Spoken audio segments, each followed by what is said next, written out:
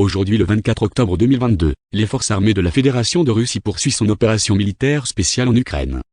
Dans la direction de Kupiansk, l'ennemi, avec des forces allant jusqu'à 3 compagnies d'infanterie motorisée, a tenté d'attaquer les positions des troupes russes dans les zones des colonies de Perchotravneva, Orlianka et Brest-Novo et dans la région de Kharkov. Toutes les attaques sont repoussées. À la suite des dégâts causés par l'incendie, les unités des forces armées ukrainiennes ont été renvoyées à leur position d'origine. Plus de 25 militaires ukrainiens, un char, 5 véhicules blindés de transport de troupes et 4 camionnettes ont été détruits. Dans la direction Krasnolimansky, des unités des forces armées ukrainiennes, avec les forces de jusqu'à 2 compagnies mécanisées, ont cherché à pénétrer la défense des troupes russes en direction de la colonie de Chervonopopovka de la République populaire de Lugansk. L'ennemi a été arrêté par des frappes aériennes, des tirs d'artillerie et des unités en défense et repoussé vers la ligne de départ. Plus de 20 militaires ukrainiens et 2 véhicules de combat d'infanterie ont été détruits. Dans la direction Sud-Donetsk, l'ennemi a attaqué les positions des troupes russes avec les forces de 2 groupes tactiques de compagnie en direction des colonies de Slavkoï et Vladimirovka de la République populaire de Donetsk. L'attaque ennemie a été repoussée par des tirs d'artillerie et des actions actives d'unités russes. 25 militaires ukrainiens, un char, 3 véhicules de combat d'infanterie et 2 véhicules ont été détruits.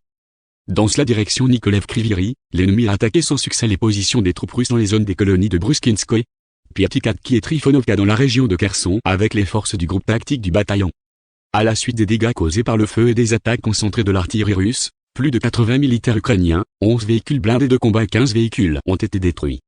Les frappes de l'aviation opérationnelle et tactique et de l'armée, des troupes de missiles et de l'artillerie ont touché 4 postes de commandement des forces armées ukrainiennes dans les zones des colonies de Stepovaya et Novoslovka, région de Kharkiv, Davidovbrod, Andrivka, région de Kherson, Omnivka, région de Mykolaïv, 72 unités d'artillerie en position de tir, et effectifs à équipement militaire dans 174 districts. Un dépôt de munitions des forces armées ukrainiennes a été détruit près de la colonie de Dvorekneia, dans la région de Kharkiv.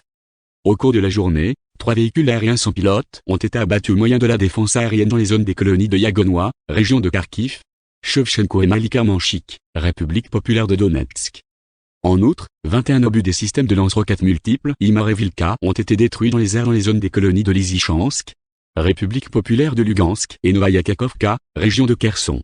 Au total, depuis le début de l'opération militaire spéciale, ont été détruits 325 avions, 162 hélicoptères, 2326 véhicules aériens sans pilote, 383 systèmes de missiles antiaériens, 6020 chars et autres véhicules blindés de combat, 874 lance-roquettes multiples de combat véhicules, 3521 pièces d'artillerie de campagne et mortiers, ainsi que 6741 unités de véhicules militaires spéciaux.